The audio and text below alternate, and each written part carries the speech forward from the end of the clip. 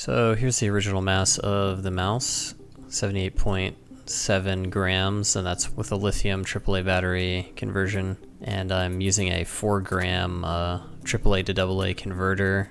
You can use a like 0.1 gram bit of aluminum foil to replace that, but I didn't want to deal with it being unstable, so I just went with the extra 4 grams there. I'm going to do several things to reduce the weight of this mouse. I'm going to drill holes in the chassis everywhere I can. I'm going to remove parts I don't need, but the biggest one is I'm going to remove the battery case with the DPI switch, and I'm going to not use a AAA lithium battery anymore. I'm going to replace it with a LR44 button cell and holder for that, and it's the same voltage, so it should work. And you're probably wondering how long one of these tiny button cells can last, but it's 1/10 the capacity of a AAA lithium battery, so it should be at least a week per cell.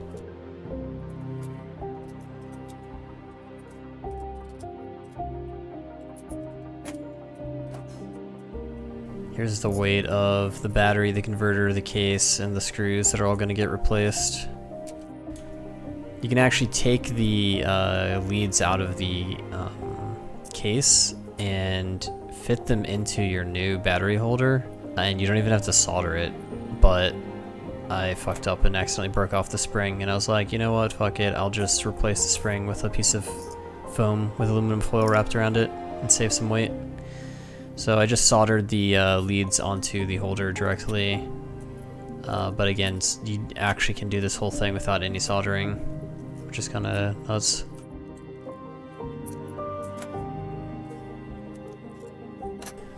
I took out mouse 4 and 5 because I decided I don't actually use them for almost anything, and it saves some weight.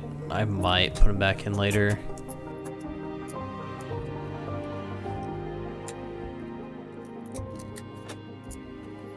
I just tried to avoid drilling holes in anything that looked important. Like, you'll see what look like structural sort of elements. Just don't drill through those. Sand it all down, get rid of the fuzzy bits. Here I'm just super gluing the new battery holder on with just a tiny bit of super glue right on the edge just to hold it stable, but if I want to like break it off later, then I can still do that.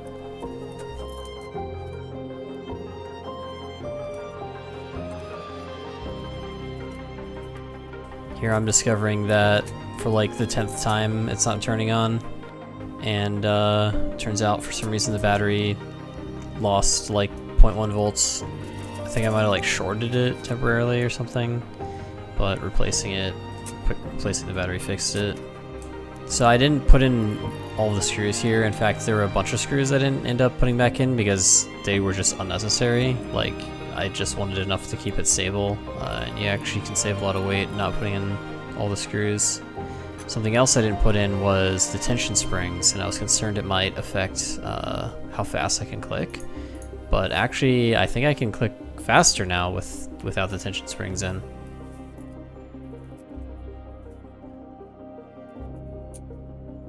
So it turns out that problem I was having earlier with the mouse dying has to do with the voltage dropping below about 1.55 volts.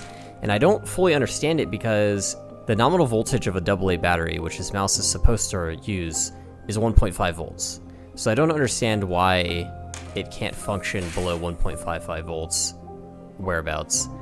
But I'm not the only one who has had this problem. After a lot of Googling, I found one other person who mentioned the exact same problem. But the good news is a G305 can apparently function above 3 volts. So you can just run 2 in series and it works fine. It does add about 1.5, 2 grams to the weight, but at least it works. So if you're gonna do this mod or something similar, I suggest discharging the battery you plan on using a little bit and see how low it can go and still turn the mouse on before you actually do it, just so you know what you're getting yourself into.